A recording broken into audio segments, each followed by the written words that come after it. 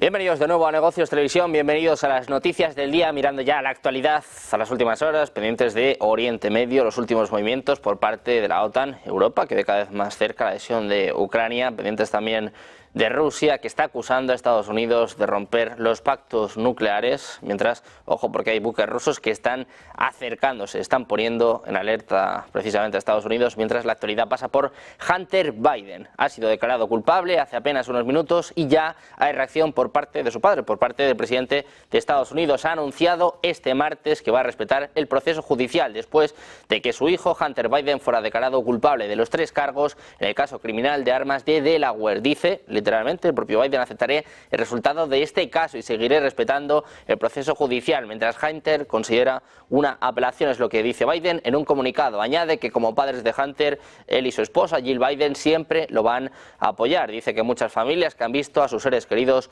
luchar contra la adicción comprenden el sentimiento de orgullo al ver a alguien a quien ama salir del otro lado y ser tan fuerte y resistente en la recuperación. Es lo que comenta el jefe de Estado, que por cierto se espera que hable en los próximos minutos a eso de las 7:30. Veremos si haciendo algún tipo de declaraciones o no en torno a la culpabilidad de su hijo. Como les contábamos hace unas horas, la primera vez que el hijo de un presidente de Estados Unidos es declarado culpable. 3 cargos por posesión de armas. Pendientes de Biden, miramos también a Israel. Les contamos que ha librado a 50 palestinos encarcelados en prisiones estatales judías. Esta declaración ha sido hecha por el canal de televisión Al Mayadin. Según él, los prisioneros fueron liberados a través del puesto de control de Zikim, situado al oeste de la ciudad de Beit Lahilla, en el norte de la Franja de Gaza, trasladados al hospital Kamal Adwan. Según los últimos datos de la Comisión de Asuntos de Prisioneros Palestinos, el número de palestinos detenidos por las fuerzas de seguridad israelíes en Cisjordania desde el 7 de octubre de 2023 ha superado los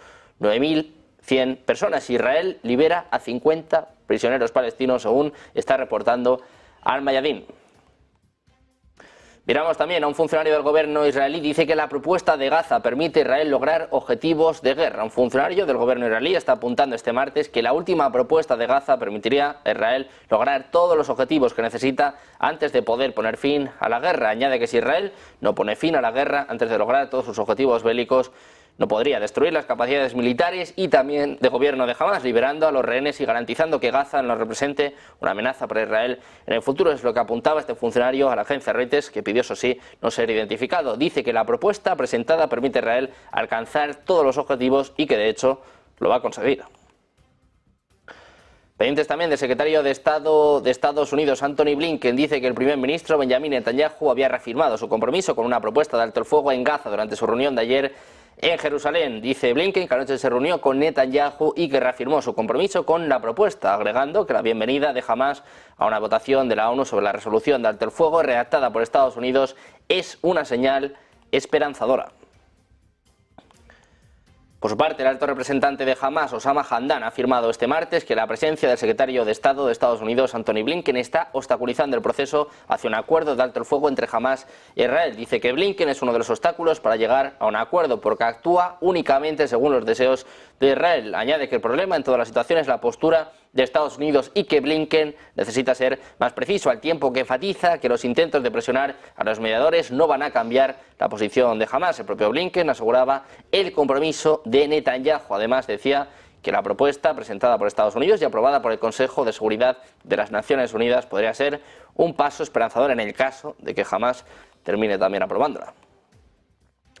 Precisamente, tan solo un día después de esto, tan solo un día después de estas negociaciones entre Blinken y Netanyahu, hay nuevos movimientos, nuevas declaraciones por parte de Estados Unidos, que quiere incluso apoyar la creación de un Estado palestino. Borja García, cuéntanos. Pues efectivamente, y es que tan solo un día después de que el secretario de Estados Unidos, Antony Blinken, instase a los líderes árabes a presionar a Hamas para que aceptasen la propuesta de alto el fuego aprobada por la ONU, el mandatario estadounidense ha tenido una reunión con el primer ministro palestino, Mohamed Mustafa, en Jordania. Según el Departamento de Estado, Blinken confirmó el apoyo de Estados Unidos al establecimiento de un Estado palestino, junto con una serie de garantías para la seguridad de Israel. Además, ambos mandatarios discutieron la necesidad de implementar reformas sugeridas por la autoridad palestina para lograr sus aspiraciones en Cisjordania y en la Franja de Gaza. Esta sería la 8ª visita de Antony Blinken a la región desde el ataque de Hamas a Israel el 7 de octubre que desencadenó el conflicto. también hay noticias por parte de Sullivan, ¿no? También está hablando en este sentido, el asesor de seguridad nacional de la Casa Blanca. Efectivamente, y es que el asesor de seguridad de Estados Unidos, Jake Sullivan, aseguró este mismo martes que Joe Biden está preparado para tomar acciones frente a la agresión iraní. Además añadió que Estados Unidos está tratando de ahogar el apoyo de Irán a Hamás en la Franja de Gaza. Con todo, Sullivan ha reafirmado el apoyo de la Casa Blanca a Israel para rescatar a los rehenes retenidos por Hamás. Bueno, pues muy pendientes de Estados Unidos, de cómo intenta acercar a Hamás, ¿no? Intenta también, bueno, pues que apruebe este alto el fuego. Muchas gracias, Borja. Nosotros miramos precisamente a la Oficina de Derechos Humanos de las Naciones Unidas. Ha dicho este martes que las muertes de civiles en Gaza durante la operación israelí para asegurar la liberación de 4 rehenes y su retención por grupos armados en zonas densamente pobladas podrían suponer crímenes de guerra. Dice que cientos de palestinos, muchos de ellos civiles, murieron o resultaron heridos, es lo que afirma Jeremy Laurence, portavoz de la Oficina de Derechos Humanos de la ONU. Dice que al mantener rehenes en zonas tan densamente pobladas, los grupos armados podrían estar cometiendo crímenes de guerra, poniendo las vidas de los civiles palestinos en peligro, así como las de los propios rehenes en mayor peligro debido a las hostilidades. Apunta la ONU a que la muerte de civiles, precisamente la extracción de rehenes, puede ser un crimen de guerra por parte de Israel. Miramos también a la tensión entre las Coreas, y es que Seúl ha denunciado la incursión de soldados norcoreanos en una zona desmilitarizada. Ha sido solo una incursión en ese área de 4 kilómetros que separa ambas zonas. Según han informado las autoridades surcoreanas, la intrusión de soldados norcoreanos parece involuntaria y señalan que no hay ningún movimiento inusual del ejército de Kim Jong-un. Con todo, este movimiento llega en medio de las tensiones de las últimas semanas, en lo que la propaganda anticomunista de Seúl, los de Pyongyang, han respondido con globos de basura. Miramos también al vicepresidente de Malawi, Saulos Chilima, y otros 9 funcionarios han sido confirmados como fallecidos por el presidente del país, Lazarus Chakwera, durante un discurso en vivo en la televisión estatal este martes. Después de una búsqueda que duró más de 24 horas, los restos del avión militar que transportaba a Chilima fueron descubiertos en una escarpada región montañosa del norte del país. No hubo supervivientes del accidente. Los representantes fueron reportados previamente como desaparecidos después de que el avión saliera de radar, poco después de despegar de la ciudad capital de Lilongwe. Sin embargo, el avión no llegó como se esperaba al aeropuerto internacional de Nzuzu después de aproximadamente 45 minutos debido al mal tiempo y la mala visibilidad. Pendientes también de Francia, y es que el Palacio del Elíseo ha negado hoy los informes de los medios que sugerían que el presidente Emmanuel Macron podría dimitir. Es lo que informaba este martes la emisora francesa Europe 1, citando a la oficina presidencial. Esta mañana la emisora informó de que el presidente había discutido la dimisión con uno de sus interlocutores en las últimas semanas. De hecho, afirmaban que el jefe de Estado de 46 años estaría dispuesto a sacrificar el final de su mandato de 5 años. Más tarde se esperaba que el propio presidente francés celebrara su primera sesión informativa después de que disolviera la Asamblea Nacional y convocara elecciones anticipadas el 30 de junio y el 7 de julio, después de una derrota sin paliativos de su partido en las elecciones parlamentarias europeas. En Francia continúan las reacciones a las elecciones europeas que desembocaban en el anuncio por parte de Macron de adelantar las elecciones ante la victoria de Le Pen. La izquierda plantea una coalición, una alternativa de ruptura social y ecológica frente a Macron y Le Pen. Francia insumisa, los socialistas, los verdes y los comunistas han coincidido en la necesidad de presentar una candidatura única. De momento no hay nada cerrado, pero se comprometen a hablar para intentar presentar una iniciativa conjunta para las elecciones adelantadas. Piden una movilización mientras los primeros sondeos conceden unos 235 asientos a Marine Le Pen en la Asamblea Nacional, que anoche confirmaba que busca apoyos para conseguir la mayoría parlamentaria. Precisamente sobre esto charlábamos hoy con Gustavo Ariste, que analizaba la figura precisamente de Marine Le Pen en Ojos Televisión. Escuchamos. Es una mujer que se ha movido de la derecha muy dura a una derecha nacionalista, conservadora, pero no tan conservadora. Marine Le Pen vive en pareja con su novio, no está casada. Marine Le Pen tiene en muchos cuadros de su partido a la gente que se declaran abiertamente gays. Es decir, no se puede medir por la misma estaca a todo el mundo. La izquierda siempre quiere demonizar a todo el mundo y ponerlos en el ellos frente a nosotros. Marine Le Pen ha suavizado su discurso respecto a Europa, ya no quiere sacar a Francia de Europa, ya nadie habla del Frantexit, por comentar el término. quieren cambiar la Unión Europea. De Francia pasamos a Alemania, que no tiene intención de enviar instructores para entrenar a las Fuerzas Armadas de Ucrania en el territorio ucraniano. Es lo que apunta el canciller alemán Olaf Scholz, que ha llamado a Occidente a hacer todos los esfuerzos posibles para reforzar la defensa aérea de Ucrania y volvió a asegurar que las autoridades alemanas apoyarán a Kiev mientras sea necesario. Así lo afirmaba en la conferencia internacional sobre la restauración de Ucrania. Dice Scholz que quiere instar a todos los presentes a que apoyen su iniciativa para fortalecer la defensa aérea ucraniana con todo lo que puedan. Añadió que lo que más necesita el ejército ucraniano son municiones y armas de defensa aérea, recordando que Alemania había decidido previamente transferir el tercer sistema Patriot a Kiev. Scholz recordó que el volumen de asistencia militar a Ucrania por parte de Alemania, proporcionada y prometida, asciende a los 28.000 millones de euros. También miramos a Italia, y es que representantes de Estados Unidos y de Italia anunciaron este martes casi 1.000 millones de euros en ayudas a la recuperación de Ucrania en la conferencia de reconstrucción que se celebraba hoy en Berlín. Penny Pritzker, la representante especial de Washington para la recuperación económica de Ucrania, ha declarado que su gobierno va a destinar unos 824 millones de dólares para apoyar la infraestructura energética ucraniana, duramente golpeada por los ataques rusos. Dice que no es caridad. Además, también habló de que la guerra es una amenaza para Estados Unidos y sus aliados en Europa, también para nuestra forma de vida, seguridad económica y libertades. Pritzker explicó que su gobierno está trabajando en medidas para aportar garantías a la financiación bancaria de proyectos y en un sistema de reaseguro frente a los peligros, subrayando la importancia de apoyar en particular a las pymes y a la participación femenina.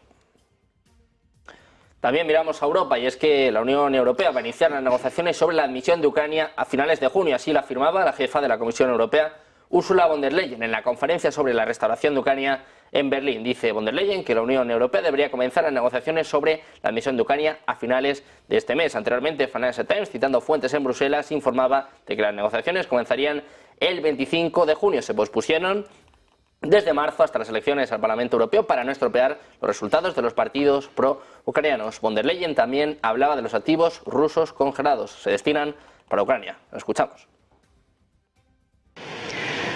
At last year's recovery conference, I said we should transfer to Ukraine the proceeds of immobilized Russian assets.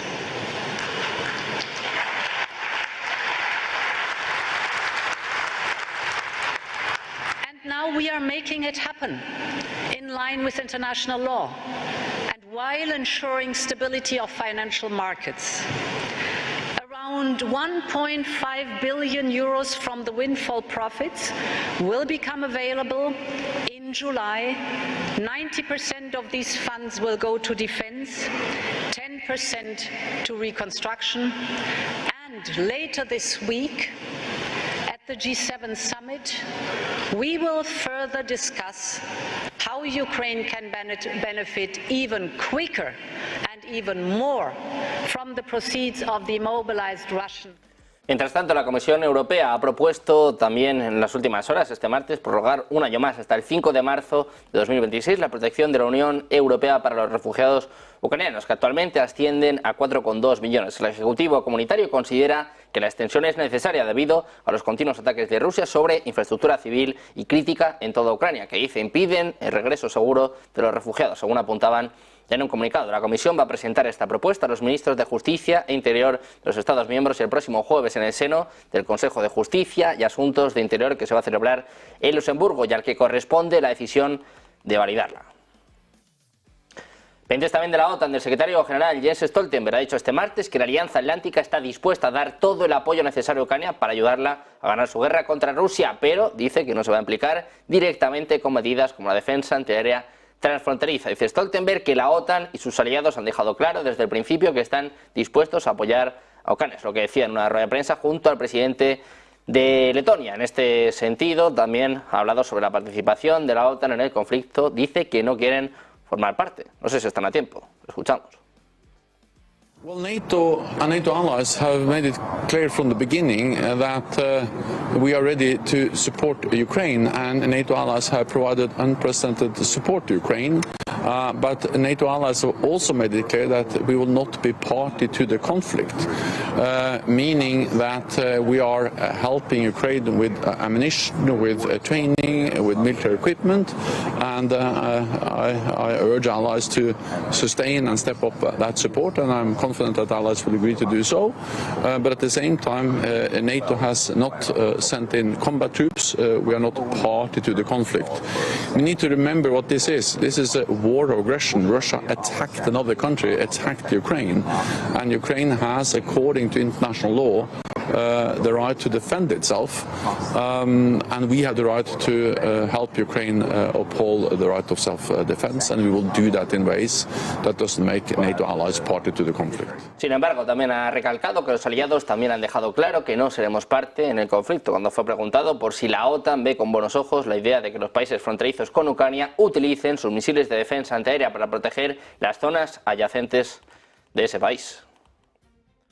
Pendientes de la OTAN, de su implicación en el conflicto, ojo, algunas peticiones, por ejemplo, por parte de Letonia, que pide que se levanten todas las restricciones. Hacemos una pausa, 2 minutos, y enseguida les contamos todo en Negocios Televisión.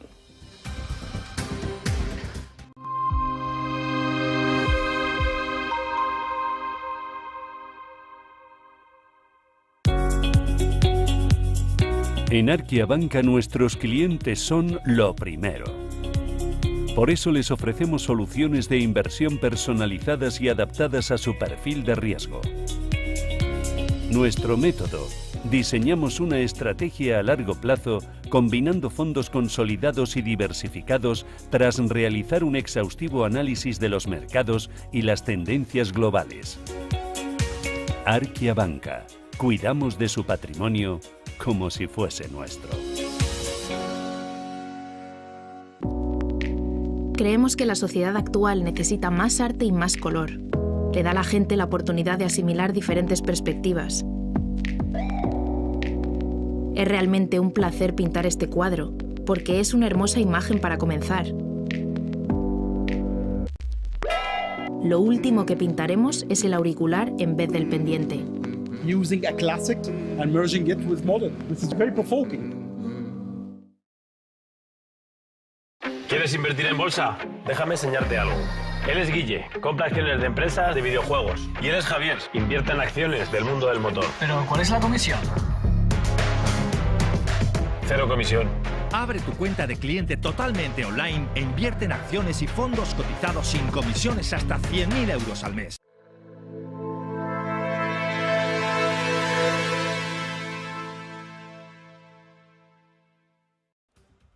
De vuelta a Negocios Televisión, pendientes de la OTAN, de la cumbre de julio, donde los países occidentales deberían levantar las restricciones al uso por parte de Ucrania de armas suministradas por ellos para atacar objetivos en territorio ruso. Esto es lo que está expresando el presidente letón Edgar Rinkēvičs en una entrevista con la publicación europea de Político. Según él, estas restricciones existentes al uso de armas occidentales por parte de Kiev no se basan en ningún enfoque racional o pragmático. Dice que deben eliminarse en la cumbre de la OTAN que se va a celebrar en Washington. Añade que todos entendemos que si realmente se quiere ganar la guerra se debe tener la oportunidad de atacar objetivos ubicados incluso en lo más profundo del territorio de la Federación Rusa, siempre que sean objetivos militares legítimos.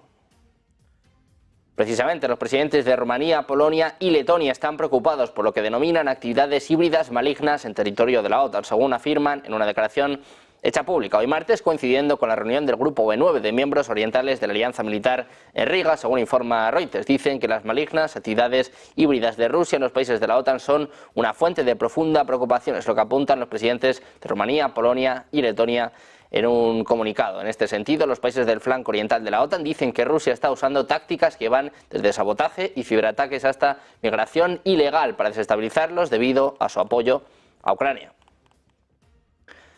También miramos al Ministerio de Defensa finlandés. Ha dicho que ha iniciado una investigación alegando que un avión militar ruso entró en su espacio aéreo el lunes por la mañana. En este sentido, dicen que la violación se produjo sobre el Golfo de Finlandia cuando un avión de Moscú entró en el espacio aéreo finlandés durante unos 2 minutos y viajó cerca de 1,6 millas de profundidad, según alegan funcionarios finlandeses. Es la primera queja presentada por Finlandia contra Rusia desde que se unió a la OTAN la primavera pasada. Ojo, porque estos países comparten una frontera de 830 kilómetros. Mirando a Finlandia, de nuevo les contamos que ha realizado este martes su primer despliegue para la OTAN desde que se uniera a la alianza en abril de 2023, enviando 7 aviones de combate F-18 a una base militar en el sureste de Rumanía, donde llevaron a cabo misiones de protección aérea con los rumanos y con aviones británicos. Un comandante de la Fuerza Aérea finlandesa dijo que la misión ayudaría a acelerar la integración de Finlandia en la OTAN. Dice que están seguros de que durante esta misión mejorada de vigilancia aérea y protección aérea, su integración en la OTAN va a dar un paso adelante. Es lo que apuntaba Johan Antila, comandante de la área finlandesa Karelia, a los soldados en la pista de la base Mihail Kogalniceanu, la base de la OTAN en Rumanía. Pendientes también de los F-16 son la obsesión de Zelensky durante meses, y el ejército de Ucrania dispone en la actualidad de una flota de aviones por bastante escuálida, también bastante anticuada, con aparatos heredados de la Unión Soviética, muy por detrás de las capacidades rusas en cuanto a las aeronaves. Esta carencia también es clave y uno de los obstáculos más importantes a la hora de recuperar terreno frente a Rusia, que además saca a relucir sus cazas más modernos como el Sukhoi Su-35. Entre compromisos y confirmaciones, Ucrania podría recibir un total de 93 aparatos en los próximos años. Los primeros contratos se cumplen este mismo año. Queda por ver incluso si alguno se suministra este verano. A esta flota hay que añadir los Mirage 2000 que Macron anunció hace solo una semana. La cesión no tiene un número cerrado, aunque los analistas apuntan a 30 unidades. Esto supondría un salto para Ucrania y además una preocupación menos para la OTAN, que tiene confianza, espera que los F-16 puedan dar un vuelco a la situación en el conflicto ucraniano. Miramos también al Servicio de Inteligencia Policial danés. Ha informado este martes de la detención de una ciudadana rusa acusada de espiar en favor de los servicios secretos de Rusia e identificada como una de los pilares fundamentales de la comunidad rusa en Dinamarca. El PET ha emitido un comunicado en el que acusa a la detenida, residente en territorio danés, de permitir que un servicio de inteligencia extranjero operara en Dinamarca, incluso mediante actividades de influencia, según recoge la televisión pública DR. Al poco de conocerse la noticia, la embajada rusa ha exigido la liberación de la mujer y ha denunciado que su arresto se trata de una provocación descarada, encaminada a intimidar a la comunidad rusa en Dinamarca, según detalla el embajador Vladimir Barbin. Según informaciones del citado medio danés, la detenida podría estar vinculada también a un supuesto fondo estatal ruso que financia actividades de espionaje en el país. Cuenta, presuntamente, con numerosos agentes infiltrados e instituciones públicas, según está informando Europa Press. Pendientes también de Estados Unidos, volvemos a mirar a Hunter Biden, protagonista de las últimas horas, declarado culpable. Cuéntanos los detalles, Borja García, ¿qué tal? Pues muy bien. Y es que, efectivamente, un jurado de Delaware acaba de declarar culpable al hijo de Joe Biden, Hunter Biden, de 3 delitos graves con armas de fuego. 2 de los cargos acusan al hijo del presidente de haber rellenado de manera falsaria un formulario en el que indicaba que no estaba usando drogas ilegales cuando compró un revólver de la marca Colt en octubre de 2018 y estos delitos conllevan penas de máximo de 10 años. El tercer caso es por posesión de armas de fuego bajo la influencia de las drogas y tiene una pena de un máximo de 5 años. Cada cargo lleva además acarreada una multa de $250.000. Hay que recordar que Joe Biden aseguró el pasado 6 de junio en una entrevista a ABC News que no perdonaría la pena a su hijo a pesar de tener poder para hacerlo. Y hoy acaba de reafirmarse en este sentido. Con todo, habrá que esperar, ya que todavía no se ha fijado ninguna fecha para la sentencia.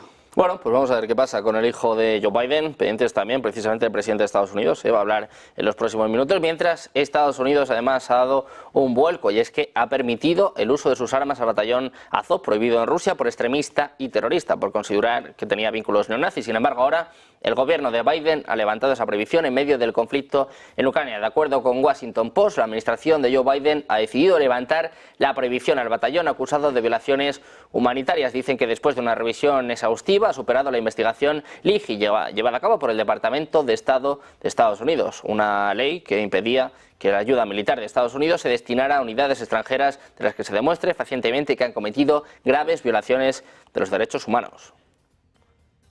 Rusia está reaccionando ya, dice que tiene una percepción extremadamente negativa de la decisión de Estados Unidos de permitir la transferencia de armas al regimiento de Azov, una organización terrorista y prohibida en la Federación Rusa. Así lo contaban los periodistas. El propio Dmitry Peskov dice que es algo extremadamente negativo. Es la respuesta del Kremlin, añadiendo que están hablando de ultranacionalistas y unidades armadas. En este sentido, el secretario de prensa del Kremlin ha dicho que esto sugiere que Estados Unidos es capaz de todo en su deseo de reprimir a la Federación Rusa y que además están incluso dispuestos a coquetear con neonazis.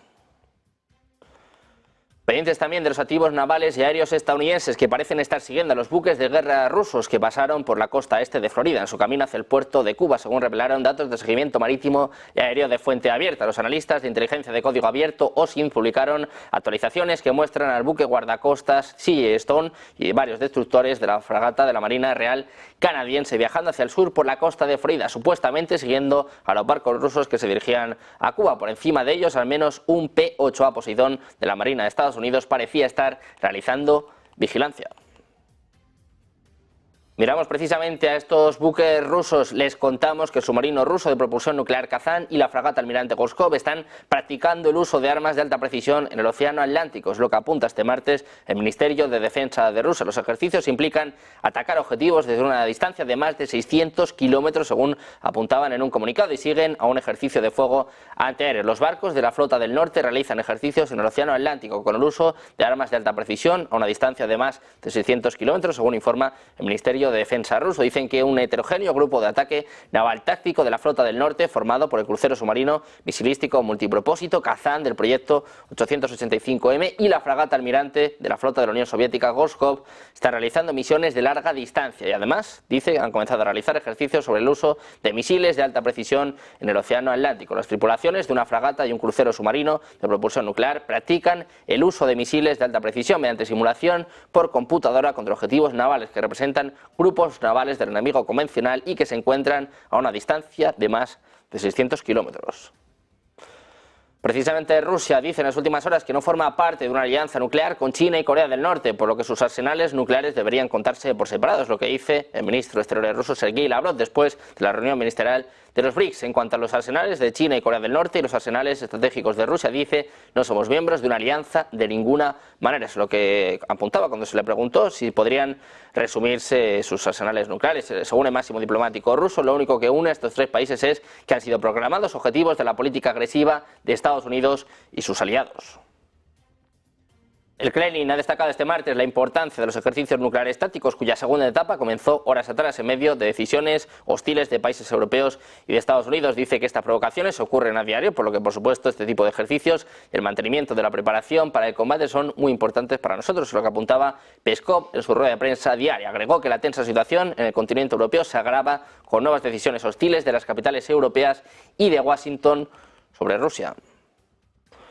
Rusia, que sigue apuntando a Estados Unidos. El ministro de Asuntos Exteriores, Sergei Lavrov, dice que Estados Unidos ha socavado todas las ideas básicas que nos permitieron firmar el Tratado de Reducción de Armas Estratégicas. Dice ahora que toda la OTAN se ha unido contra Rusia cuando se trata de eso, y si se retoman las conversaciones de estabilidad estratégica tendríamos que tener en cuenta los arsenales nucleares tanto de Francia como de Reino Unido, que están en la primera fila de las actividades antirrusas de la OTAN. Rusia acusando a Estados Unidos de arruinar el Tratado de Armas Nucleares. Dice que ahora, claro, es más complicado. Ahora tendrían que mirar tanto a Francia como a Reino Unido. Miramos también a Ucrania. El presidente ucraniano ha calificado este martes de peligrosa la retórica prorrusa de los partidos de extrema derecha en Europa después de su avance electoral en las elecciones europeas. Dice Zelensky, es peligroso, no para Ucrania, porque ya estamos en la situación más peligrosa, estamos en guerra, pero los eslóganes radicales prorrusos son peligrosos para sus países, es lo que declara Zelensky durante una visita a Berlín. Miramos también a Estonia. Ha confirmado este martes que el país va a transferir a Ucrania los sistemas de misiles antiaéreos de corto alcance Mistral, incluidos lanzadores y misiles. Por razones de seguridad, la cantidad exacta de armas sigue sin revelarse. Sin embargo, el ministro de Defensa, Hannu Pevkur, ha destacado la cuidadosa planificación detrás de la ayuda y afirmó que la preparación combativa del país no se verá afectada. Esta medida se produce en medio de las advertencias de Rusia de que dichos suministros exacerban el conflicto. El propio Lavrov ha afirmado que los envíos de armas a Ucrania son objetivos legítimos. Miramos también al G7 y es que planean acordar la creación de un fondo especial al que se van a dirigir los activos rusos congelados, así lo informa la agencia Kyodo. Según sus palabras, los líderes del G7 esperan acordar la creación de dicho fondo en la cumbre que se va a celebrar en Italia del 13 al 15 de junio. El 20 de mayo, Financial Times, citando fuentes, informó que Estados Unidos está convenciendo a los países del G7 para que concedan a Ucrania un préstamo garantizado con ingresos de activos rusos. Si se aprueba, Kiev podría recibir 50.000 millones de dólares. Alemania, Italia, Francia y Japón se opusieron a este plan de Estados Unidos. Sin embargo, su actitud empezó a cambiar bajo la presión de Washington, que quiere acordar este plan en la cumbre del G7, incluir una disposición sobre el uso de los ingresos de los activos rusos en una declaración conjunta después de la reunión. Pendientes de Estados Unidos, también de Argentina, miramos un nuevo pacto con el FMI, nos lo cuenta nuestro compañero Borja García. Efectivamente, y es que el ministro de Economía, Luis Caputo, acaba de anunciar que el Fondo Monetario Internacional discutirá el desembolso de 800 millones de dólares a Argentina el próximo jueves. Además, el ministro añadió que este préstamo iniciará la negociación de un nuevo programa de gobierno. Hay que recordar que Luis Caputo definió la herencia recibida por el gobierno de Milei como un cáncer fiscal con metástasis monetaria y financiera. Por lo que esta inyección de dinero puede ayudar a sanear la economía argentina en un periodo más corto de tiempo del que se habían marcado en un principio. Bueno, pues pendientes de Argentina, toda la actualidad nacional e internacional, no se vayan, ¿eh? Hacemos una pausa, unos minutos, enseguida de vuelta con toda la información en Negocios Televisión.